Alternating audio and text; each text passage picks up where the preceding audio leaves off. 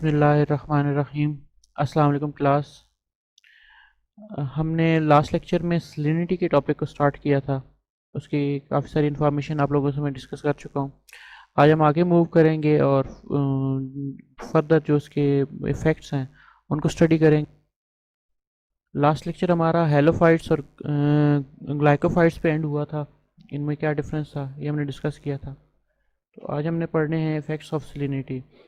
Salinity किस तरह impact करती है प्लांट्स के ऊपर, क्या क्या इफेक्ट लेके आती है। तो उसमें सबसे पहला जो इफेक्ट उसका एक फिजियोलॉजिकल आता है, अगर उसे देखा जाए तो वो उसके ऊपर उसकी ग्रोथ और डेवलपमेंट को सबसे पहले रोकता है।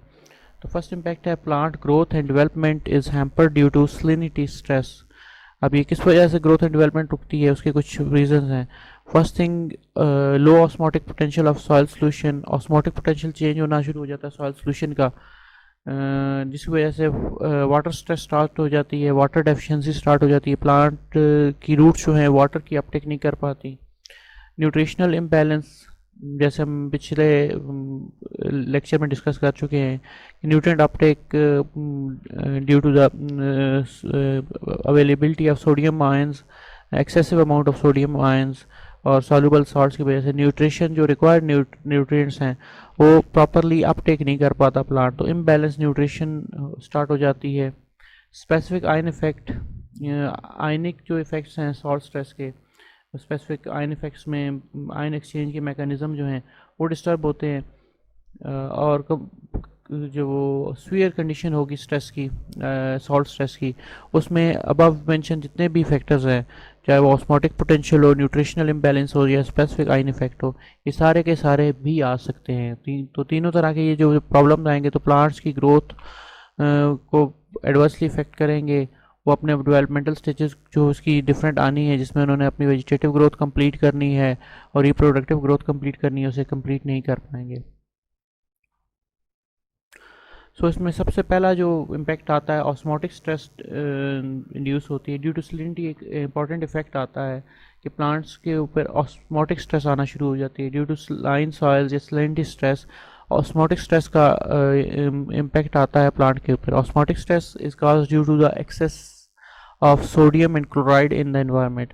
सोडियम और क्लोरीन की जो इन्वायरमेंट है, सॉइल इन्वायरमेंट है प्लांट की, उसमें जब एक्सेस आ जाती है, उनकी अमाउंट इंक्रीज़ कर जाता है, तो वो ऑस्मोटिक स्ट्रेस की तरफ प्लांट को लेके जाता है, जिसकी वजह से प्लांट का जो डिक्रीज़ हो जाता है ऑस्मोटिक पोटेंशियल, जिसकी वजह से सॉइल सोल्यूशन का ऑस्मोटिक पोटेंशियल डिक्रीज़ होता है और वाटर अपटेक रिड्यूस हो जाती है। ऑस्मोटिक पोटेंशियल आप लोगों को याद होगा कि क्या होता है, अगर नहीं याद है तो मैं उसकी डेफिनेशन रिपीट कर देता हूँ। Osmotic potential is a potential of water molecules to move from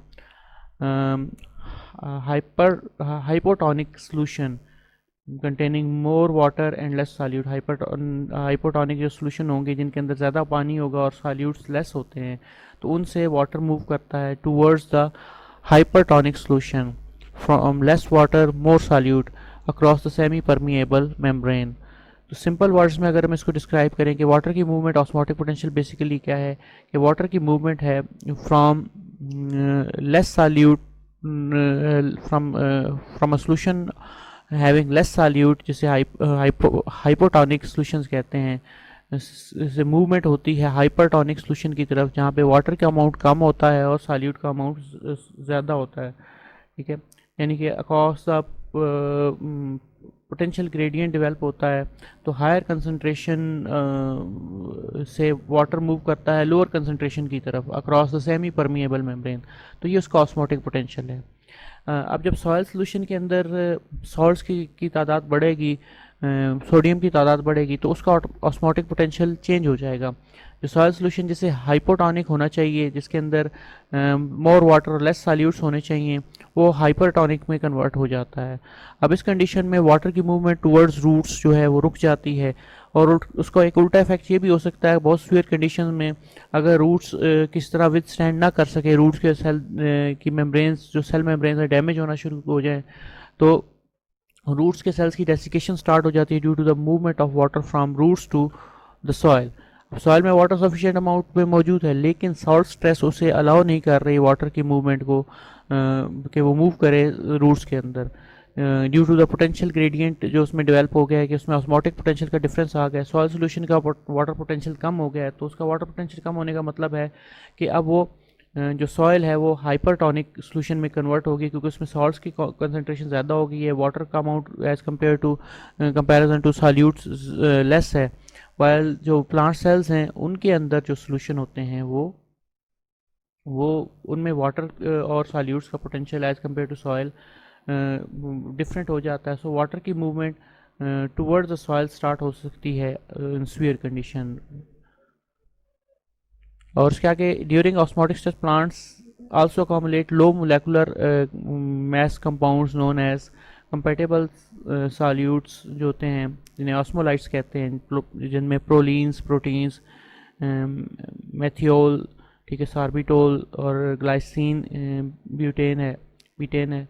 तो ये डिफरेंट टाइप के ऑस्मोलाइट्स होते हैं और इनका का स्पेसिफिक पर्पस ये है कि ये जो बायोलॉजिकल मेम्ब्रेन्स हैं या बायोलॉजिकल सेल्स हैं उनके फ्लूइड्स की विस्कोसिटी को मेंटेन रखने के लिए, उनके आयन स्ट्रेंथ को मेंटेन रखने के लिए वर्क करते हैं। सीवियर कंडीशन में ये एक ऑस्मोटिक स्ट्रेस के अगेंस्ट रिस्पांस होता है प्लांट्स का, ये वो ऑस्मोलाइट्स प्रोड्यूस करके वाटर पोटेंशियल को मैनेज करने की कोशिश करते हैं, ऑस्मोटिक पोटेंशियल को मैनेज करने की कोशिश करते हैं, लेकिन up to a certain extent. बहुत सीवियर कंडीशन में ये ऑस्मोलाइट्स का भी जो फंक्शन है वो इतना प्लांट के लिए सूटेबल नहीं होता और प्लांट विल्टिंग की तरफ और डेथ की तरफ चला जाता है।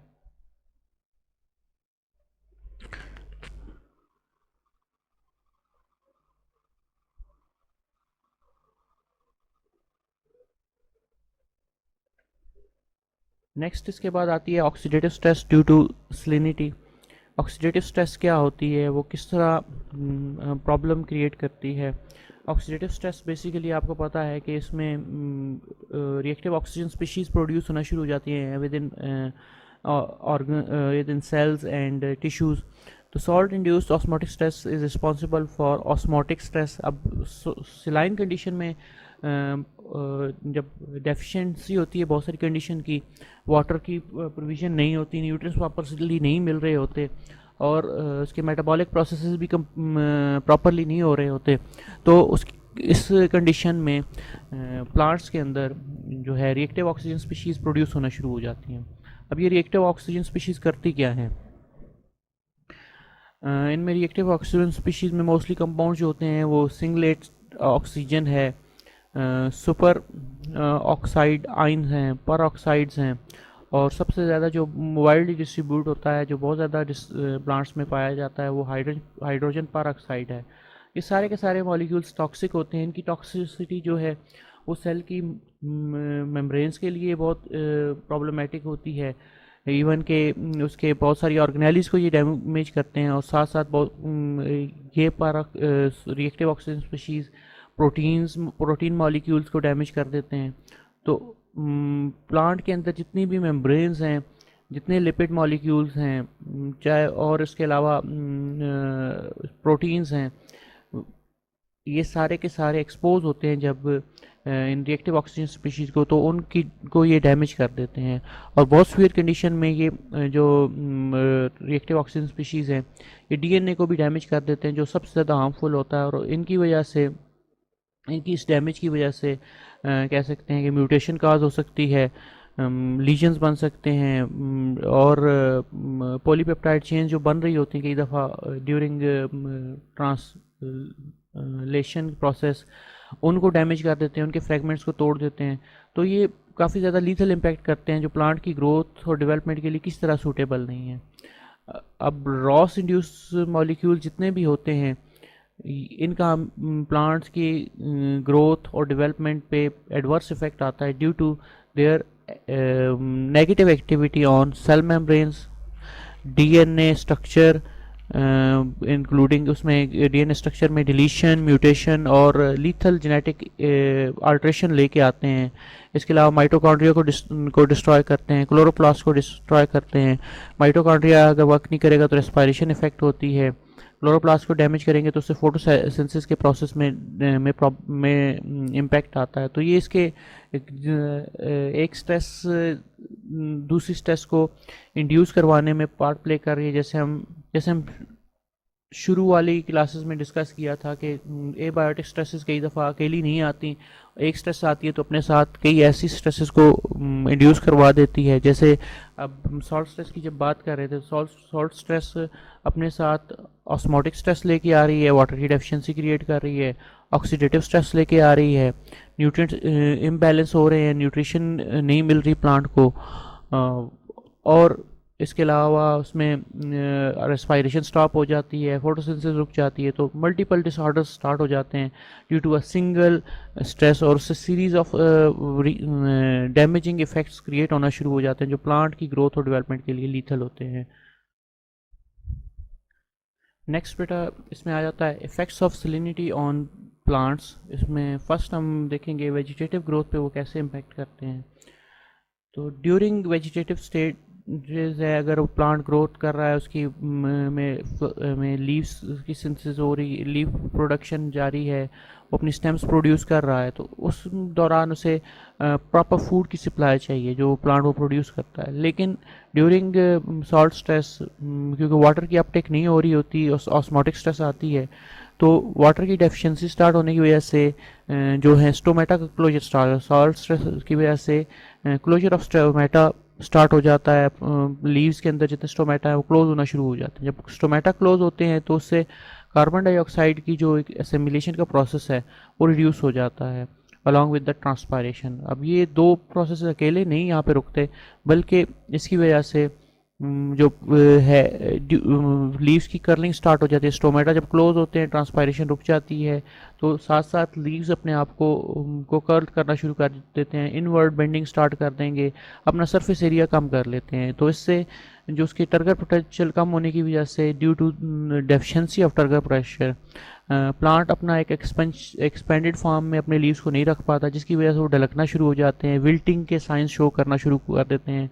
अर्ली विल्टिंग के साइंस में आता है टर्गर पोटेंशियल का लॉस होना, तो विल्टेड लीव्स नज़र आना शुरू हो जाते हैं। अब जब लीव्स विल्टिंग कंडीशन में जाते हैं तो लीफ एरिया रिड्यूस होता है। सबसे important because of reduction in water Uptake, उसकी वजह से एक इम्पैक्ट आता है। सबसे पहले लीफ एरिया जो है वो रिड्यूस होना शुरू हो जाता है। लाइट इंटरसेप्शन, उसमें जब लीफ एक्सपेंशन ख़त्म होती है, लीफ की एक्सपेंशन जब ख़त्म होती है तो उसकी लाइट एक्सपेंशन जो इंटरसेप्शन है वो कम हो जाएगी। जब एक्सपेंडेड लीव मैक्सिमम लाइट को इंटरसेप्ट कर सकता है, लेकिन ड्रूप हुआ हुआ लीव्स या इनवर्ड कर्लिंग की वजह से लीव्स उतनी लाइट को इंटरसेप्ट नहीं कर पाते, जिसकी वजह से उनका फोटोसिंथेटिक रेट जो है वो रिड्यूस होना शुरू हो जाता है। अब जो फोटोसिंथेटिक रेट उनका कम होता है वो इफ़ेक्ट होता है बैडली, तो उसकी वजह से रेस्पायरेशन रिड्यूस होती है, क्योंकि रेस्पायरेशन के लिए जितनी भी एनर्जी है वो फोटोसिंथेटिक एक्टिविटी से प्रोड्यूस होने वाले फूड ने प्रोवाइड करनी है। जब फोटोसिंथेसिस प्रॉपर नहीं हो रही होगी, प्रॉपर फूड प्रोड्यूस नहीं होता, तो रिडक्शन आना शुरू हो जाती है रेस्पायरेशन के प्रोसेस में, और टोटल बायोमास इन दोनों प्रोसेस फोटोसिंथेसिस और रेस्पायरेशन के रुकने की वजह से जो प्लांट के अंदर टोटल बायोमास अकामुलेशन है, जो उसका वेट एक गेन उसने करना है, वो सारे का सारा रिड्यूस होना शुरू हो जाता है। नेक्स्ट इसमें बेटा आ जाता है effects of salinity on plants. Plants के ऊपर सलिनिटी किस तरह इम्पैक्ट करती है, फर्दर उसके रिप्रोडक्टिव ग्रोथ एंड यील्ड के एस्पेक्ट में प्लांट्स के ऊपर देखेंगे इसको। तो रिप्रोडक्टिव ग्रोथ और यील्ड को कैसे इम्पैक्ट करती है। तो फर्स्ट ऑफ ऑल जब सॉल्ट कंडीशन आती है, हम पहले इस चीज़ों को पढ़ चुके हैं, due to the deficiency of water, nutrients, ये सारे के सारे प्रोसेस होते हैं। तो उनके साथ साथ जब फोटोसिंथेसिस नहीं हो रही, उसकी वेजिटेटिव ग्रोथ प्रॉपर नहीं हो रही, फोटोसिंथेसिस नहीं हो रही, तो जब तक प्लांट अपनी फोटोसिंथेसिस की वजह से अपनी वेजिटेटिव ग्रोथ कंप्लीट नहीं करेगा, उस वक्त तक वो फ्लावरिंग की तरफ नहीं आता। जो पिछला टॉपिक हमने पढ़ा है वेजिटेटिव ग्रोथ के ऊपर, उसका जो इम्पैक्ट है वो डिले होती है या उस पे एडवर्स इफेक्ट आता है, तो वो फ्लावरिंग टाइम को, जो फ्लावरिंग आनी है प्लांट के ऊपर, वो जो है फ्लावरिंग डिले हो जाती है। और क्योंकि उसमें फूड सोर्सेज अवेलेबल नहीं हैं और प्लांट अभी इस फ्लावरिंग के लिए रेडी नहीं होता, क्योंकि जब तक उसकी वेजिटेटिव ग्रोथ कंप्लीट नहीं होती, कुछ ऐसी स्पीशीज़ होती हैं वो after completion of vegetative growth वो रिप्रोडक्टिव स्टेज की तरफ जाती हैं, तो फ्लावरिंग डिले हो जाती है। अब जब फ्लावरिंग डिले होगी तो उससे रिप्रोडक्टिव स्ट्रक्चर जो हैं, जैसे नंबर ऑफ़ फ्लावर्स हैं या उसने फ्लावर पेनिकल्स प्रोड्यूस करने हैं, वो भी रिड्यूस हो जाता है। कई दफ़ा सिर्फ डिले हो जाती, कम्प्लीटली डिले हो जाती है, फ्लावर प्रोड्यूस ही नहीं हो रहे होते, लेट हो जाते हैं। और कई दफ़ा प्रोड्यूस होना शुरू होते हैं लेकिन उनका जो नंबर है वो टोटल रिप्रोडक्टिव स्ट्रक्चर्स का नंबर जो है वो रिड्यूस होना शुरू हो जाए, लेस फ्लावर्स प्रोड्यूस करेंगे, लेस पेनिकल प्रोड्यूस होंगे। तो जब ये लेस फ्लावर्स और लेस पेनिकल प्रोड्यूस करेंगे तो उससे जो नॉर्मल एक मैकेनिज़्म है उसकी प्रोडक्शन का वो डिक्रीज़ होना शुरू हो जाता है। अब इसके पीछे एक रीज़न है, this distribution in normal metabolism affects the mobility of metabolites. अब जो मेटाबोलाइट्स उसमें बन रहे हैं, जो भी उसमें प्रोडक्शन हो रही है मेटाबोलाइट्स की जो एक्टिविटी है, अगर वो प्रॉपर फ्लावरिंग नहीं कर रहा, प्रॉपर उसके लीव्स डेवलप नहीं हो रहे, तो इनकी डिस्ट्रीब्यूशन की जो मूवमेंट है मेटाबोलाइट्स की वो भी इफ़ेक्ट होती है। और जर्नल टर्मिनोलॉजी की देखी जाए तो ओवरऑल इम्पैक्ट ये आता है कि due to imbalance of nutrients under salt stress, जो या हार्मोन ऐसे हार्मोन्स प्रोड्यूस होना शुरू हो जाते हैं जो इस जो उसको सेनेसेंस की तरफ लेके जाते हैं, जो उसको अर्ली मेच्योरिटी की तरफ लेके जाते हैं। तो उसकी वजह से इम्बैलेंस न्यूट्रिशन और अर्ली मेच्योरिटी सिग्नल्स की वजह से प्लांट्स की जो प्रोडक्शन है वो रिड्यूस होना शुरू हो जाती है इन टर्म्स ऑफ क्वांटिटी उसकी कम होना शुरू हो जाएगी, as well as quality of the crop, दोनों ही चीज़ें डिक्रीज होंगी। यानी कि ओवरऑल उसकी यील्ड जो है वो इम्पैक्ट होती है। रिप्रोडक्टिव ग्रोथ में हमने डिस्कस किया है कि फ्लावरिंग डिले होती है या फ्लावर्स का नंबर अमाउंट जो है वो डिक्रीज़ होता है, और उनके नंबर और अमाउंट की डिक्रीज़ होने की वजह से जो रिप्रोडक्शन है, जो प्रोडक्शन है या यील्ड है, उसकी क्वालिटी एंड क्वांटिटी दोनों, क्वांटिटी एंड क्वालिटी दोनों ही डिस्टर्ब होती हैं, और प्लांट की ओवरऑल यील्ड जो है, जो एक्सेप्टेबल यील्ड है, वो अचीव फार्मर्स नहीं कर पाते और उन्हें इकोनॉमिक लॉसेस फेस करने पड़ते हैं। तो अंडर सॉल्ट स्ट्रेस ये सारी की सारी प्रॉब्लम्स आती हैं।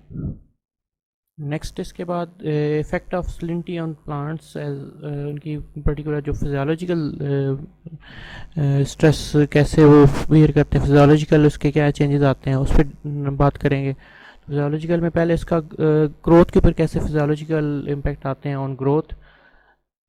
तो मैं अभी पहले बता चुका हूँ, decrease rate of leaf growth after an increase soil salinity, ये एक प्राइमरी इशू बन जाता है जो ऑस्मोटिक स्ट्रेस इंड्यूस करवाता है।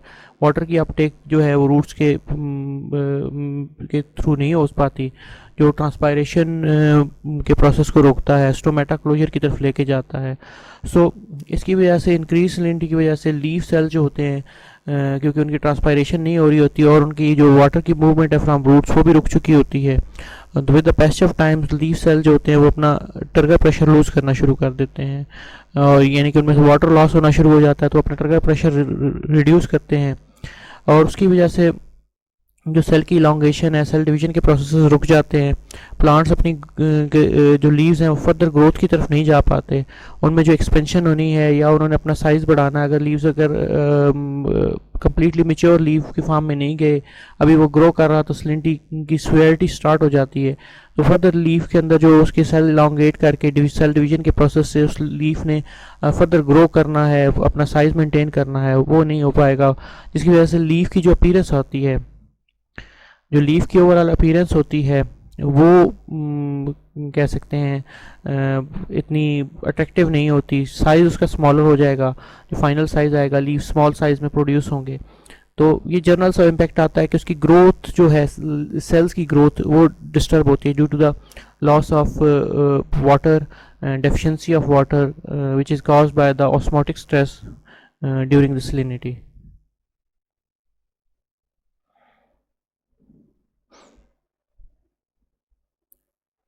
उसके बाद फिजियोलॉजी में एक और इम्पॉर्टेंट चीज़ आती है कि सीड जर्मिनेशन की फिजियोलॉजी वो डिस्टर्ब होना शुरू हो जाती है। सीड्स को अगर सॉइल में सोव किया हुआ और वो सिलाइन सॉइल्स हैं, तो सिलाइन सॉइल्स में सीड्स को जो फेस करनी पड़ती है, सबसे डिस्टर्बेंस आती है जो उसकी वाटर अपटेक की है वो, क्योंकि सीड ने जब जर्मिनेट करना है उसके लिए जो इम्पोर्टेंट चीज़ है कि उसने अपना वाटर अपटेक को उसने अपने सराउंडिंग एनवायरनमेंट में वाटर अपटेक करना है, जिसके बाद उसके अंदर फिजियोलॉजिकल प्रोसेस ट्रिगर होना शुरू होते हैं। जो उसके अंदर स्टोर्ड फूड है वो सिंपल ग्लूकोज की फॉर्म में कन्वर्ट होता है, बहुत सारे जर्मिनेशन में हेल्प करने वाले हार्मोन्स हैं वो एक्टिव होते हैं। तो ये processes due to the deficiency of water, जब सीड वाटर एब्जॉर्ब नहीं कर पाएगा due to the increase osmotic pressure of soil, soil solution का ऑस्मोटिक प्रेशर बढ़ जाता है, सो उसमें से वाटर मूव नहीं करता, क्योंकि वहाँ पे सॉल्ट की कंसनट्रेशन ज़्यादा हो जाती है एज़ कम्पेयर टू सॉल्ट की कंसनट्रेशन जो सीड के अंदर है उससे ज़्यादा है। सो वाटर की मूवमेंट टूवर्ड्स सॉइल तो हो सकती है, लेकिन टूवर्ड्स सीड नहीं हो सकती। सो सीड वाटर एब्जॉर्ब नहीं कर पाएगा, उसके वाटर एब्जॉर्प्शन में रिस्ट्रिक्शन आ जाती, रुक जाती है, तो सीड सॉइल में ही पड़ा रहता है, और लॉन्ग पीरियड अगर वो पड़ा रहे, उसको कंडीशन सूटेबल ना मिले, तो वहीं पे वो अबॉर्ट कर जाता है, डेथ हो जाती है सीड की, सीड वहाँ पे डिस्ट्रॉय हो जाता है। सर्टन सॉल्ट्स इसके अलावा अगर वो जर्मिनेट थोड़ा बहुत वाटर अगर एब्जॉर्ब उसमें आपने सोक करके लगा दिए, किसी और टेक्निक से थ्रू आप जर्मिनेशन एनहांस कराते हो, तो उसका इम्पैक्ट ये आता है कि सॉल्ट जो सराउंडिंग इन्वायरमेंट में मौजूद होता है, सॉल्ट के जो सोल्यूशन सॉइल सोल्यूशन के अंदर जो सॉल्ट कंटेंट्स मौजूद हैं, they are toxic to embryo and seedlings. जो एम्ब्रियो होगा सीड का, उसके लिए वो टॉक्सिक इम्पैक्ट रखते हैं, उसे डैमेज कर सकते हैं। और जो सीडलिंग डेवलप होती है वो उसकी ग्रोथ स्लो होती है, जैसे पीछे हम पढ़ के आ चुके हैं कि सीडलिंग ग्रो करेगी तो वो अर्ली स्टेज पे होगी, उसकी सेल डिवीजन सेल लॉन्गेशन सारी की सारी due to the loss of osmotic potential वो डिक्रीज हो जाएगी, तो प्लांट की सीडलिंग प्रॉपरली ग्रो नहीं कर पाती। और उसमें सबसे ज़्यादा इंपॉर्टेंट रोल प्ले करते हैं एनाइंस जो हैं, ये सीड जर्मिनेशन के लिए बहुत ज़्यादा हार्मफुल हैं, जिनमें कार्बोनेट्स हैं, नाइट्रेट्स हैं, क्लोरीन है और सल्फेट आयंस वगैरह हैं। ये सारे के सारे जो हैं ये बैडली इफ़ेक्ट करते हैं जर्मिनेशन के प्रोसेस को। और जब सी जर्मिनेट नहीं कर पाता तो सॉल्ट स्ट्रेस जो है, जो प्लांट के अंदर मेटाबॉलिज्म स्टार्ट होना है, स्टोर्ड मटेरियल के अंदर जो स्टोर्ड फूड जो है उसके अंदर जो एक मेटाबॉलिक प्रोसेस स्टार्ट होना है, सॉल्ट स्ट्रेस वाटर की एब्जॉर्प्शन को रोक के उस मेटाबॉलिज्म को रोक देती है, उस मेटाबॉलिक प्रोसेस को रोक देती है। और स्टोर्ड फूड जो है, मैंने शुरू में जैसे बताया है कि स्टोर्ड फूड जर्मिनेशन के प्रोसेस के दौरान सिंपल शुगर्स में कन्वर्ट होता है due to the metabolic reaction, तो ये सॉल्ट स्ट्रेस उन मेटाबॉलिक रिएक्शंस को रोक देती है जो स्टोर्ड फूड को सिंपल मटेरियल में कन्वर्ट करते हैं, ताकि सीडलिंग को अर्ली स्टेज पे फूड वगैरह प्रोवाइड किया जा सके। कुछ क्रॉप्स की टॉलरेंस है डिफरेंट स्टेजेस पे, वो किस तरह करते हैं, जैसे बार्ले है, जर्मिनेशन स्टेज पे अगर सॉल्ट स्ट्रेस को एक्सपोज होती है तो बहुत ज़्यादा ये टॉलरेट करती है। जब ये स्टैब्लिश स्टेज भी चली जाती है तो as compare to germination stage ये very it's not very good, लेकिन गुड सोर्स है, वो उसको टॉलरेट करता है। तो बार्ले को के बारे में कहा जा सकता है कि ये एक टॉलरेंट क्रॉप स्पीशीज़ में से है, ठीक है। उसके बाद कॉर्न को देखा जाए तो जर्मिनेशन स्टेज पे ये सर्वाइव करती है गुड, लेकिन इस्टेब्लिश जब हो जाती है तो इसमें बहुत ही पुअर ग्रोथ आती है, और ये उसके जो बहुत सारे प्रोसेसेस हैं ग्रोथ एंड डेवलपमेंट के अंडर सॉल्ट स्ट्रेस वो रुक जाते हैं। वीट की कुछ वैरायटीज़ तो टॉलरेट होती हैं, कुछ ससेप्टेबल होती हैं। जो टॉलरेंट्स वैरायटीज़ हैं वीट की, वो as compare to other varieties कुछ अच्छी परफॉर्मेंस शो करती हैं जर्मिनेशन स्टेज पे, लेकिन लेटर ऑन वो उनकी भी ग्रोथ एंड डेवलपमेंट इफेक्ट होती है, और ये ग्रोथ एंड डेवलपमेंट का इफेक्ट होना उसकी की फाइनल यील्ड को डिस्टर्ब करता है। सो इसके कह सकते हैं कि इतनी अच्छी प्रोडक्शन की तरफ नहीं लेके जाते। अल्फाल्फा जो है उस क्रॉप के लिए कि जर्मिनेशन स्टेज पे अर्ली स्टेज पे वो बहुत पुअर रिस्पांस देती है towards the salt stress, while अगर वो इस्टेब्लिश हो जाती है तो उसके बाद सॉल्ट स्ट्रेस डेवलप होती है तो वो उसको टॉलरेट कर लेती है, सर्वाइव कर सकती है। शुगर बीट और बीन्स जो हैं ये दोनों ही बहुत ज़्यादा पुअर हैं, ग्रोथ शो करते हैं ड्यूरिंग द जर्मिनेशन स्टेजेस। अगर अर्ली स्टेजेस पे सॉल्ट स्ट्रेस आएगी तो शुगर बीट्स के सीड की जर्मिनेशन जो है और बीन्स की वो बुरी तरह डिस्टर्ब होती है। तो ये जर्मिनेशन पॉइंट ऑफ व्यू से, लेकिन वो अगर इस्टेब्लिश हो जाते हैं तो शुगर बीट किसी हद तक सर्वाइव कर सकती है, लेकिन बीन्स बिल्कुल सर्वाइव नहीं करते किसी भी स्टेज पे। बीन्स जो हैं उसमें काऊ बीन्स हो सकती है, पपाया बीन्स हो सकती है, डिफरेंट बीन क्रॉप्स हैं, तो ये बिल्कुल ही रेजिस्टेंस शो नहीं करती, वेरी पुअर होती हैं, तो इनका सर्वाइवल सॉल्ट स्ट्रेस के अगेंस्ट किसी भी स्टेज पे सूटेबल नहीं होता। Next effect of salinity on plant photosynthesis के पॉइंट ऑफ व्यू से देखेंगे। ये फिजियोलॉजिकल उसका एक प्रोसेस है कि उसकी फोटोसिंथेसिस किस तरह डिस्टर्ब होती है। Accumulation of high concentration of sodium and chloride in chloroplast limits the photosynthesis. अब जब ये क्लोरोप्लास्ट के अंदर सोडियम और क्लोरीन की क्लोराइड्स वगैरह अकामुलेट होना शुरू होते हैं, तो ये टॉक्सिक इम्पैक्ट शो करते हैं और फोटोसिंथेटिक मशीनरी जो है उसे प्रॉपर फंक्शन नहीं करने देते, जिसकी वजह से फोटोसिंथेसिस जो है वो हैम्पर हो जाती है, स्टॉप हो जाती है। उसके बाद जो फोटोसिंथेटिक इलेक्ट्रॉन ट्रांसपोर्ट चेन है वो रिलेटिवली इनसेंसिटिव होती है टुवर्ड द सॉल्ट स्ट्रेस, और उसका कार्बन मेटाबॉलिज्म हो या फोटोफॉस्फोरिलेशन हो, वो इफ़ेक्ट हो सकती हैं, लेकिन उसमें रिलेटिव इनसेंसिटिविटी की वजह से यानी कि उसमें थोड़ी बहुत हार्डनेस शो करते हैं ये कार्बन मेटाबॉलिज्म और फोटोफॉस्फोरिलेशन के जो प्रोसेसेस हैं, इसलिए इनमें इफेक्ट होने के चांसेस कम होते हैं towards salt stress towards NaCl। But जो इसमें कह सकते हैं फोटोसिंथेटिक एंजाइम मशीनरी है, फोटोसिंथेटिक एंजाइम्स हैं या एंजाइम जो कार्बन एसिमिलेशन के में पार्ट प्ले करते हैं, दे आर सेंसिटिव। जो मैकेनिज़्म है इलेक्ट्रॉन ट्रांसपोर्ट चेन का जो है उसमें कार्बन मेटाबॉलिज्म हो या फोटोफॉस्फोरिलेशन हो, वो लेस सेंसिटिव होते हैं या कई दफ़ा वो हार्डी होते हैं टूवर्ड्स सॉल्ट स्ट्रेस। लेकिन जो फोटोसिंथेटिक एंजाइम्स हैं जो रिस्पॉन्सिबल हैं कार्बन एसिमिलेशन के, कार्बन मेटाबॉलिज्म को एसिमिलेट करवाने में, दे आर सेंसिटिव। उन एंजाइम्स की जो एक्टिविटी है वो नहीं हो पाती, तो अगले प्रोसेसेस रुक जाते हैं, और जो मेटाबॉलिज्म के सारा प्रोसेस है वो उन एंजाइम्स पे बेस करता है, तो उसमें ये प्रॉब्लम आती है due to the presence of NaCl। These photosynthetic enzymes जो है वो अपनी एक्टिविटी प्रॉपरली परफॉर्म नहीं कर पाते। तो ये इसका एक फिजियोलॉजिकल इम्पैक्ट है फोटोसिंथेसिस का। तो जो इन जनरल ये होगा कि जब फोटोसिंथेटिक एंजाइम अपना वर्क नहीं करेंगे तो फोटोसिंथेसिस प्रॉपरली नहीं हो पाएगी, फूड प्रोडक्शन रुकेगी, प्लांट स्ट्रेस कंडीशन में अपनी जब प्रॉपर फूड प्रोड्यूस नहीं कर पाएगा तो उसके बहुत सारे ग्रोथ एंड डेवलपमेंट के प्रोसेसेस नहीं हो पाएंगे, क्योंकि हर ग्रोथ एंड डेवलपमेंट प्रोसेस के मेटाबॉलिक प्रोसेसेस के लिए उसे फूड की रिक्वायरमेंट है, और जो मेन सोर्स है फूड सप्लाई का वो फोटोसिंथेटिक मशीनरी है। जब उसके ऊपर इम्पैक्ट वर्स आना शुरू होता है तो प्लांट उसके कॉन्सिक्वेंसेस को सफ़र करता है in terms of growth and development. उसके बाद इंपॉर्टेंट एक और चीज़ है कि सैलिनिटी का प्लांट के ऊपर एक और फिजियोलॉजिकल इम्पैक्ट होता है नाइट्रोजन मेटाबॉलिज्म के ऊपर। नाइट्रोजन मेटाबॉलिज्म का एक इम्पॉर्टेंट एंजाइम है नाइट्रेट रिडक्टेज, बहुत सेंसिटिव होता है सोडियम क्लोराइड को, NaCl की जो अवेलेबिलिटी है, प्रेजेंस है उनकी तरफ, वो काफ़ी ज़्यादा सेंसिटिव होता है, और उसकी वजह से वो उनकी वजह से प्रेजेंस ऑफ NaCl की वजह से वो डैमेज होना शुरू हो जाते हैं या अपनी एक्टिविटी को कम्प्लीटली परफॉर्म नहीं कर पाते। तो जब ये कंडीशंस आती हैं तो उस वक्त प्लांट्स के अंदर अमाइनो एसिड्स अकामुलेट होना शुरू हो जाते हैं, स्पेशली ग्लाइसिन ब्यूटेन, वो एक इंक्रीजिंग ट्रेंड शो करता है। एक मैकेनिज़्म है टूवर्ड्स टॉलरेंस के एक मैकेनिज़्म में आता है उसे अवॉइड करने के लिए कि वो इस नाइट्रोजन मेटाबॉलिज्म पार्ट की के दौरान ग्लाइसिन ब्यूटेन को प्रोड्यूस करे।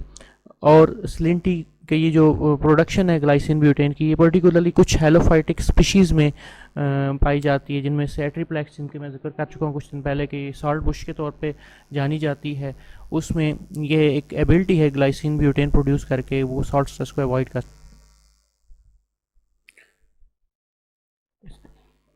During the saline condition proline जो है उसके अल्फ़ा अमाइनो एसिड की फॉर्म में वो भी लार्जर अमाउंट में अकामुलेट होना शुरू हो जाती है response to for nitrogen metabolism के रिस्पांस में।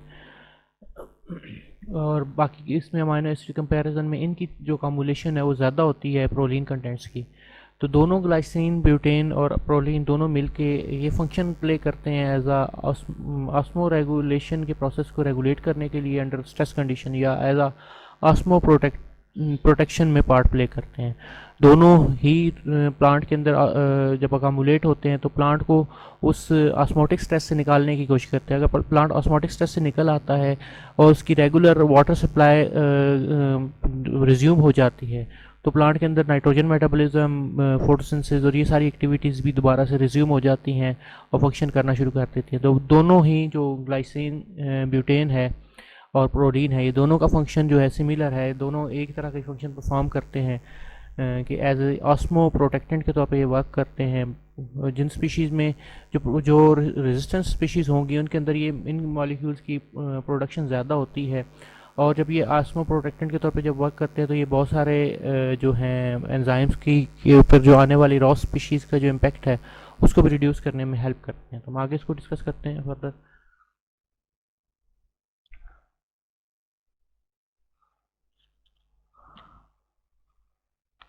ओके इसके बाद आ जाती है फिजियोलॉजिकल एस्पेक्ट्स ऑफ सलिनिटी टॉलरेंस जो है। मैकेनिज्म ऑफ सलिनिटी टॉलरेंस में एक और जो इम्पोर्टेंट चीज़ है कि ये एडॉप्ट प्लांट किस तरह करेंगे, टॉलरेंस की तरफ जाएंगे किस तरह, कुछ है उसके मैकेनिज्म जो हैं। मैकेनिज्म ऑफ सलिनिटी टॉलरेंस को 3 कैटेगरीज में डिवाइड करते हैं। First one is tolerance to osmotic stress. तो ऑस्मोटिक स्ट्रेस जब आएगी तो मैं अभी थोड़ी देर पहले इससे पिछली स्लाइड में डिस्कस कर रहा था आपसे कि ऑस्मोटिक स्ट्रेस बहुत सारे फिजियोलॉजिकल प्रोसेसेस को चेक करती है, रोक देती है, स्टॉप कर देती है। तो अगर ऑस्मोटिक स्ट्रेस को अवॉइड किया जाए किसी तरह से तो वो सेल के अंदर जो है सेल एक्सपेंशन जो है वो रूट टिप्स के अंदर हो, यंग लीव्स के अंदर हो या स्टोमेटल क्लोजर हो, इन सब का को कंट्रोल किया जा सकता है। अगर ये प्रॉपरली रूट्स एक्सपेंड नहीं करेंगी तो उनके अंदर वाटर एब्जॉर्प्शन कैपेसिटी नहीं आएगी, यंग लीव्स डेवलप नहीं करेंगे तो फोटोसिंथेसिस के लिए उनका सरफेस एरिया डेवलप नहीं होगा और स्टोमेटल क्लोजर से ट्रांसपायरेशन रुकती है। तो इसको प्रोटेक्ट करने के लिए ऑस्मोटिक स्ट्रेस को रिड्यूस किया जाता है। A reduced response to osmotic stress would result in great leaf growth। अगर osmotic stress को रिड्यूस किया जाए तो प्लांट उसके लिए अडॉप्ट करते हैं तो वो ऑस्मोलाइट्स प्रोड्यूस करते हैं, जैसे पहले मैं डिस्कस कर चुका हूँ। ऑस्मोलाइट्स प्रोड्यूस करेंगे, ऑस्मोलाइट्स में प्रोलीन्स हैं और एक ग्लाइसिन ब्यूटेन की जिक्र किया है। तो ये क्या करते हैं, ये उसको एज आ ऑस्मोटिक प्रोटेक्टेंट के तौर पे यूज़ करते हैं। सॉल्यूशंस को, सेल सॉल्यूशंस को चेंज करते हैं। अब ये रूट्स के अंदर सेल सॉल्यूशन को मॉडिफाई करेंगे और वाटर अपटेक को इन्हेंस कर देंगे। जब वाटर अपटेक इन्हेंस होगी, वाटर की मूवमेंट स्टार्ट हो जाएगी तो लीफ ग्रोथ जो होगी प्लांट के अंदर, जो लीफ ग्रोथ का एक मैकेनिज़्म है वो जो है वो इंक्रीज़ करना शुरू कर जाएगा when supply of water resumes due to the osmoprotectants in the form of osmolytes, और स्टोमेटल कंडक्टेंस भी उनकी इनहेंस करेगी। तो दोनों ही इंक्रीज़ करने से रिजल्टेंट प्लांट का leaf area growth and development बढ़ेगी और प्लांट का लीफ एरिया इंक्रीज़ करेगा और जिसकी वजह से सिर्फ प्लांट्स ही बेनिफिट नहीं हासिल करेंगे बल्कि प्लांट्स की जो रूट्स हैं ओवरऑल उनकी ग्रोथ एंड डेवलपमेंट के लिए भी फ़ायदेमंद होगा। अब ये जो इंक्रीज लीफ एरिया है ये ज़्यादा फोटोसिंथेसिस करेगा और ये प्लांट्स उन्हीं प्लांट्स में हो पाएगा जिनके अंदर sufficient amount of water available होगा, जिनको वाटर की सप्लाई अवेलेबल होगी।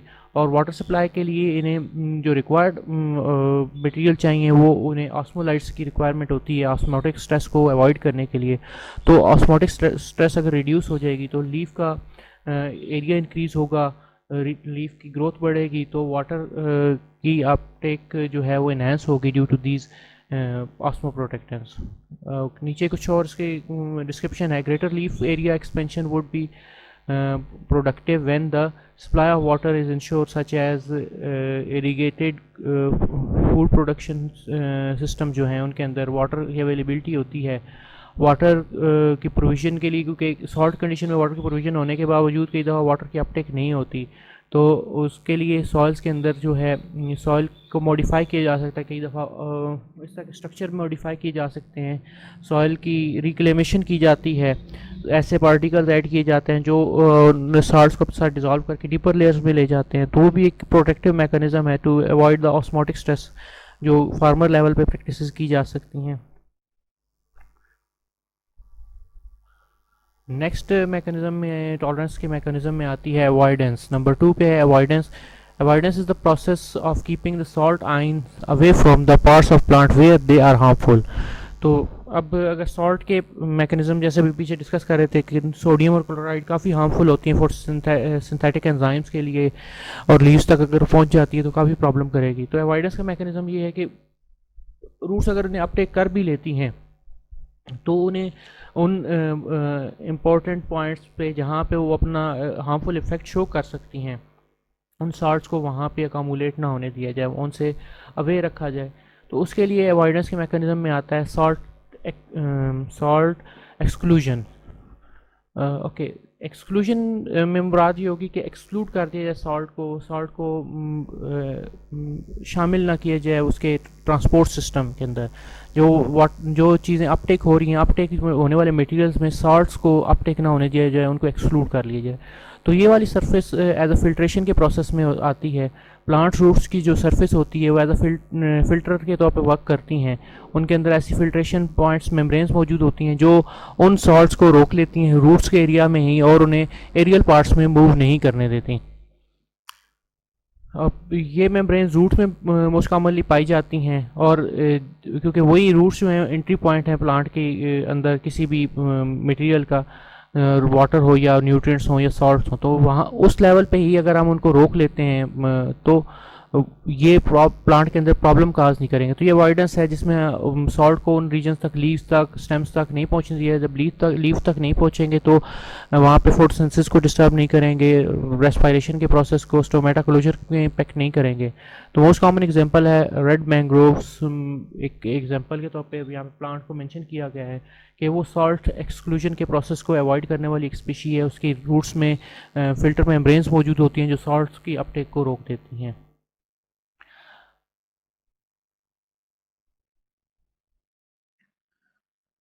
एक्सक्लूजन के बाद आती है सॉल्ट एक्सक्रीशन या एक्सट्रूजन। एक्सक्रीजन मीन्स एक्सक्रीट कर देना, निकाल देना सॉल्ट्स को। एक्सक्लूजन में था कि सॉल्ट्स को अपटेक ना होने देना, लेकिन जब सॉल्ट्स अपटेक हो जाते हैं तो उनको कुछ प्लांट स्पीशीज़ जो है सर्वाइव कर सकती हैं, टॉलरेंट स्पीशीज़ होती हैं, वो सॉल्ट्स को एक्सक्रीट करने की एबिलिटी रखती हैं। वो एक्सक्रीट कैसे करेंगी? एक्सक्रीशन के लिए वो 3 तरह के मैकेनिज़्म एडॉप्ट करती हैं। इधर दे हैव ग्लैंड्स, में ग्लैंड्स ऐसी होंगी जो सॉल्ट ग्लैंड्स कहलाएंगी, जिनसे सॉल्ट्स के क्रिस्टल रिमूव होते हैं। ब्लैडर्स मौजूद होंगे उनके अंदर, सॉल्ट्स को रिमूव करवाएंगे। And third one, cuticle layers के अंदर से सॉल्ट रिमूव होगा। तो ऐसी लोकेशन मोस्ट कॉमनली लीव्स पे या जो ग्रीन स्टेम्स होते हैं उन पे प्रेजेंट होती हैं। तो लीव्स के थ्रू जो लीव तक सॉल्ट चले जाते हैं वो इन ग्लैंड्स में ब्लैडर्स के थ्रू या क्यूटिकल लेयर्स के थ्रू प्लांट की बॉडी से एक्सक्रीट करवा दिए जाते हैं, निकाल दिए जाते हैं। तो इस तरह प्लांट किसी तरह की डैमेज से बच जाता है, जो फोटोसिंथेटिक मशीनरी को डैमेज हो सकती है या इसकी वजह से जो स्टोमेटल क्लोजर के इम्पेक्ट आते हैं वो सारे के सारे रुक जाते हैं। तो सॉल्ट ब्लैडर्स क्या होते हैं इसमें देखते हैं। ब्लैडर्स क्या हैं? एट्रीप्लेक्स समब्रैंथियम क्रिस्टलैनम स्पीशीज़, ये विंटर एनुअल्स में पाई जाती है, ये पीरियनियल श्रब है। तो इनके अंदर सॉल्ट ब्लैडर्स होते हैं जो एक स्पेसिफिक टाइप की आउट ग्रोथ्स होती हैं जो एक्स्ट्रा मटेरियल्स को एक्सक्रीट कर देती हैं, वेजिकल्स की फॉर्म में इकट्ठी करते रहते हैं और वेजिकल लीफ की सरफेस के ऊपर वो नज़र आती हैं। ग्लैंड्स की बात करेंगे तो ये पर्टिकुलर टाइप के पोर्शंस होती हैं ग्लैंड्स, जैसे स्वेटिंग ग्लैंड होते हैं, तो उनमें से जो हमारे बॉडी के अंदर जितना भी स्वेट है, पसीना जो है वो उनसे बाहर आता है। तो ग्लैंड्स अपनी जगह पे रहते हैं। तो सॉल्ट ग्लैंड्स में वैसी वो लोकेशंस होंगी जो सॉल्ट्स को बाहर निकाल देंगी और सॉल्ट्स क्रिस्टल्स की फॉर्म में, सोडियम हो गई, सोडियम क्लोराइड की फॉर्म में लीफ की सरफेस के ऊपर वो नज़र आना शुरू हो जाएंगे। इसमें ब्लैक एंड वाइट मैंग्रोव्स हैं, उनके अंदर ये ब्लैक को ग्रे मैंग्रोव भी कहते हैं। तो उनमें ये एडाप्टेशन होती है कि सॉल्ट ग्लैंड्स प्रेजेंट होते हैं, वो जो सॉल्ट अपटेक करते हैं, जो उनके एक्सक्लूजन से बच जाता है फिर भी अपटेक हो जाता है मैंग्रोव्स में, क्योंकि मैंग्रोव्स में एबिलिटी है, रेड मैंग्रोव में है कि वो एक्सक्लूड कर सकता है। लेकिन अगर उसमें कुछ थोड़ा बहुत आ भी जाए तो जो वाइट और ब्लैक मैंग्रोव्स में भी ये एबिलिटी है कि वो एक्सक्लूजन करते हैं, लेकिन वो साथ साथ अगर कुछ अपटेक हो जाता है तो उसे एक्सक्लूड भी, एक्सक्रीशन के प्रोसेस से बाहर निकाल देते हैं। तो एक्सक्रीशन थ्रू क्यूटिकल टमारिक्स जो स्पीशी है उसमें टमारिक्स एफिला जो जिसे मोस्ट कॉमनली लैया की एक कॉमन स्पीशी है जिसे खगल भी कहते हैं, तो उसमें ये एबिलिटी मौजूद है कि उसको वो अपनी क्यूटिकल लेयर्स के अंदर से खगल जो है, टमारिक्स एफिला जो है, वो एक्सक्रीट कर सकता है। सॉल्ट ग्लैंड्स डंप साइड्स होती हैं for excessive salt absorb by with water. वो हेल्प करती हैं प्लांट की लाइफ को सलाइन इन्वायरमेंट में सस्टेन करने के लिए। इनकी पिक्चर में दिखा के एग्जांपल कोट करूँगा, इसके बाद आप अगर ज़रा गौर से देखिएगा तो ये सबसे पहले आपको ब्लैडर नज़र आ रहा है। ये लीफ की के जो आउटर सेल्स हैं उनके अंदर एक ब्लैडर मौजूद है। तो इस ब्लैडर के अंदर जो है सॉल्ट्स के पार्टिकल्स आके इकट्ठे होना शुरू हो जाते हैं और ये ब्लैडर फिल हो जाता है सॉल्ट्स के साथ। इसके अंदर सॉल्ट के क्रिस्टल इकट्ठे होना शुरू हो जाते हैं, लेकिन ये फटता नहीं है। एक आउट ग्रोथ की फॉर्म में ये नज़र आता है, छोटे छोटे वेजिकल लीफ की सरफेस पे नज़र आते हैं। दूसरी तरफ आपको मल्टी सेलुलर ग्लैंड्स नज़र आएंगे। ग्लैंड्स में आप देख सकते हो कि उन ग्लैंड्स का काम क्या है कि वो क्यूटिकल चैम्बर्स के थ्रू वो क्रिस्टल्स को इन ग्लैंड्स में से जो सॉल्ट क्रिस्टल्स हैं वो मूव करते हैं और लीफ से बाहर आ जाते हैं और बाहर इकट्ठे होना शुरू हो जाते हैं लीफ की सरफेस पे। इन क्यूटिकल्स मेम्ब्रेन्स पे आके इकट्ठे होते हैं। तो इन ग्लैंड्स के थ्रू वो सॉल्ट्स के जो मटेरियल हैं, तो NaCl हो, सोडियम क्लोराइड हो या कोई और सॉल्ट उसमें मौजूद है, तो वो सारे के सारे उनके क्रिस्टल जो हैं outside the surface of the leaf आगे अकोमुलेट होना शुरू हो जाते हैं। इसकी एक पिक्टोरियल एग्जांपल मैं आपको नेक्स्ट दिखाता हूँ। ये आपको ग्लैंड्स नज़र आ रहे होंगे। इन ग्लैंड्स तो नहीं, इसमें आपको क्रिस्टल्स नज़र आ रहे होंगे। ये मैंग्रोव्स जो ग्रे मैंग्रोव हो उसके लीव्स में से एक एबिलिटी मौजूद है कि वो एक्सक्रीट कर सकता है। ये आपको छोटे छोटे पार्टिकल्स नज़र आ रहे हैं, इनके नीचे ग्लैंड्स मौजूद हैं और ग्लैंड्स जो सॉल्ट के क्रिस्टल्स हैं उन्हें बाहर निकाल देते हैं और ये क्रिस्टल्स की फॉर्म में उसकी सरफेस के ऊपर आ जाते हैं। सो जो अपटेक हुआ सॉल्ट है वो लीव से बाहर आ जाएगा और लीव के अंदर जो फोटोसिंथेसिस का प्रोसेस है वो अपने नॉर्मल रूटीन में चलता रहेगा।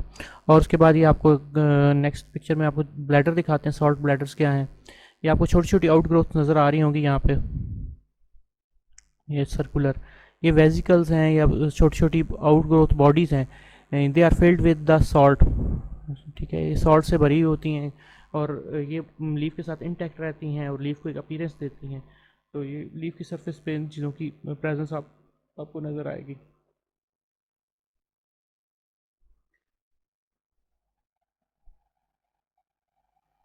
नेक्स्ट फिजियोलॉजिकल एस्पेक्ट्स जो हैं टॉलरेंस के, उसमें आज फिजियोलॉजिकल एस्पेक्ट्स ऑफ टॉलरेंस में आ जाता है सॉल्ट डाइल्यूशन।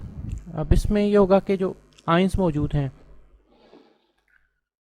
जो आयंस अपटेक हो जाते हैं और टिश्यू तक पहुंच जाते हैं, तो उनको डाइल्यूट कर लिया जाता है बाय मेंटेनिंग सकुलेंस। सकुलेंस क्या होती है कि वाटर अपटेक, वाटर की अपटेक इन्हेंस की जाती है उसके लीव्स के अंदर और मोर वाटरी लीव्स या मोर वाटरी स्टेम्स प्रोड्यूस किए जाते हैं।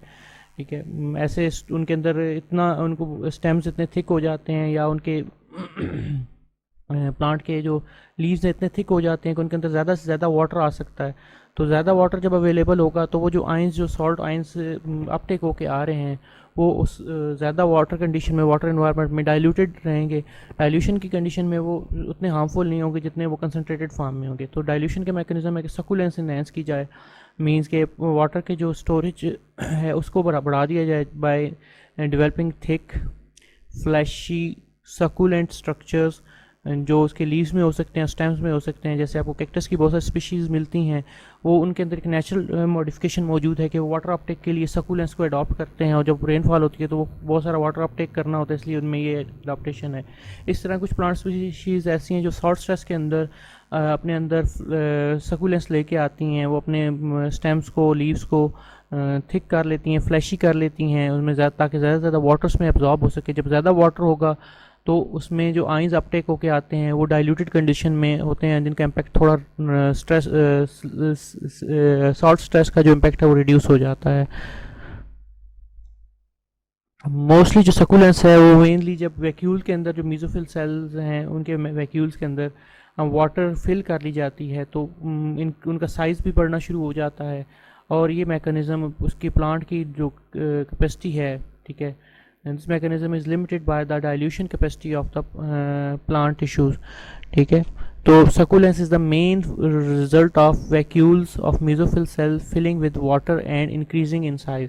जो mesophyll cells होते हैं succulence के mechanism में, वो खुद को उनमें एबिलिटी होती है कि वाटर वो खुद को फिल कर सकें वाटर के साथ और अपना साइज़ इंक्रीज़ कर सकें। इसके अलावा अगर मेसोफिल सेल्स की लिमिटेशन होती है जिन प्लांट्स में, वहाँ पे ये सकुलेंस की जो है वो लिमिटेशन की तरफ चली जाती है कि वो लेस कैपेबल होते हैं सकुलेंस के लिए, तो वो प्लांट स्पीशीज डाइल्यूशन की तरफ नहीं जा पाती जिनके अंदर मेसोफिल सेल्स में ये कैपेसिटी नहीं होती ज़्यादा ग्रो करने की।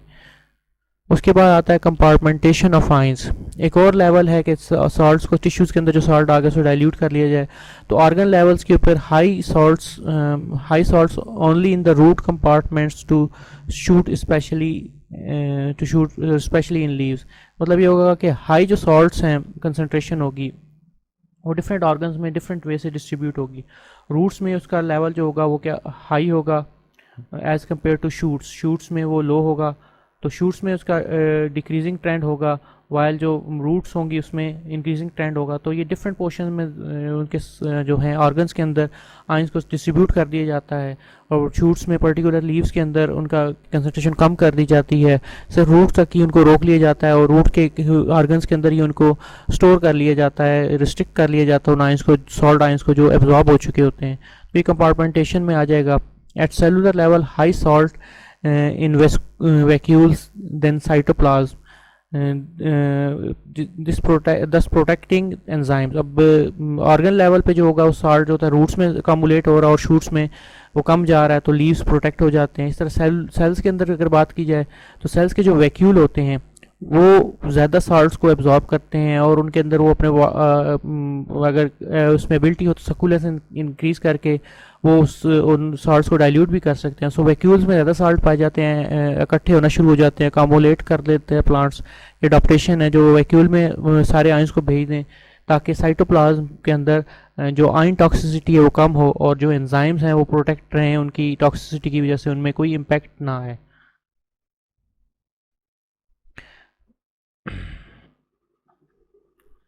नेक्स्ट फिजियोलॉजिकल इम्पैक्ट में हम डिस्कस करेंगे tissue tolerance. Tolerance of tissue to accumulate sodium और sometime different species can accumulate chloride. तो ये उनको अकोमुलेट कर लेना किसी एक पोर्शन के अंदर, टिश्यूज़ के अंदर, तो ये उसकी टॉलरेंस का एक लेवल है कि कहाँ तक वो अकोमोडेट कर सकता है उनको, उन आइंस को। ये टिश्यू की टॉलरेंस में आ जाएगा। टॉलरेंस के लिए उन्हें रिक्वायरमेंट होती है compartmentation of sodium and chloride at cellular and intercellular level to avoid toxicity. जैसे पीछे डिस्कस कर चुका हूँ कि साइटोप्लाज्म से वो मूव कर जाएंगे सारे के सारे वैक्यूल के अंदर, और इस तरह ऑर्गन्स में वो रूट्स में रहेंगे, लीव्स और स्टेम तक नहीं आएंगे। तो ये डिफरेंट पोर्शन में उनको सेपरेशन कर लेना, कंपार्टमेंटलाइजेशन का मुराद है कि सेपरेशन कर देना, उसको अलहदा कर देना। तो मीज़ोफिल सेल जो हैं स्पेशली लीव्स के, वो इसके लिए काफ़ी अच्छा रोल प्ले करते हैं, क्योंकि उनके अंदर आप उनकी सकुलेंस हो सकती है, ज़्यादा वाटर अब्जॉर्ब करने की एबिलिटी होती है, तो उनके वैक्यूल के अंदर ज़्यादा आइंस को, सॉल्ट आइंस को अकामुलेट किया जा सकता है ताकि वहाँ पे वो एडजस्ट हो सकें। इस तरह लेकिन ये अकामुलेशन जो है with the passage of time toxicity की तरफ लेके जाती है। जब उसकी कंसनट्रेशन बहुत ज़्यादा बढ़ जाती है, sodium increases to high concentration in older leaves में इनकी कंसनट्रेशन बहुत जल्दी बढ़ना शुरू हो जाती है, तो ये टॉक्सिसिटी की तरफ लेके जाती है। तो ज़्यादा टिश्यू के अंदर इतनी एबिलिटी नहीं होती कि वो ज़्यादा देर उनको कर सके, लेकिन थोड़ा बहुत अगर लेवल में सोडियम और क्लोराइड अपटेक हो जाते हैं तो उनको कंपार्टमेंटलाइजेशन के थ्रू सेपरेट कर दिया जाता है, मुख्तलिफ पोर्शन के अंदर उन्हें स्टोर कर लिया जाता है। लास्ट जो फिजियोलॉजिकल रिस्पॉन्स है वो ऑक्सीडेटिव स्ट्रेस के ऊपर है। जैसे हम पीछे पढ़ के हैं, ऑक्सीडेटिव स्ट्रेस जब आती है तो रिएक्टिव ऑक्सीजन स्पीशीज़ जनरेट होना शुरू हो जाती हैं, जो बहुत सारे एंजाइम्स को, प्रोटीन्स को, डीएनए को डैमेज करना शुरू कर देती हैं। तो इन टॉक्सिसिटी को रिड्यूस करने के लिए, ऑक्सीडेटिव स्ट्रेस को के लिए, टॉलरेंस के लिए एक मैकेनिज़्म जनरेट होता है प्लांट के अंदर कि वो कॉन्ट्रैक्ट करते हैं, उसके लिए रिएक्ट करते हैं by enzymatic and non enzymatic anti oxidative system generate करके। उनके अंदर ऐसे सिस्टम जनरेट होते हैं जिनमें कुछ ऐसे एंजाइम्स हैं और नॉन एंजाइमेटिक एंटीऑक्सीडेंट्स हैं जो उन ऑक्सीडेटिव स्पीशीज़ को ख़त्म कर देते हैं, डिस्ट्रॉय कर देते हैं, ताकि उनके हार्मफुल इम्पैक्ट प्लांट्स के ऊपर ना आ सकें। इन एंटीऑक्सीडेंट्स में सुपर ऑक्साइड डिस्म्यूटेज बहुत ही ज़्यादा रोल प्ले करता है ऑक्सीडेटिव स्ट्रेसेस के अंदर को रिड्यूस करने के लिए। जो एंटीऑक्सीडेंट के है, ये बहुत ही पावरफुल एंटीऑक्सीडेंट है जो मेजॉरिटी ऑफ प्लांट्स में पाया जाता है। Okay, catalase, ascorbate, peroxidase. उसके बाद नेक्स्ट है ग्लूटाथायोनो रिडक्टेज, एस्कॉर्बिक एसिड,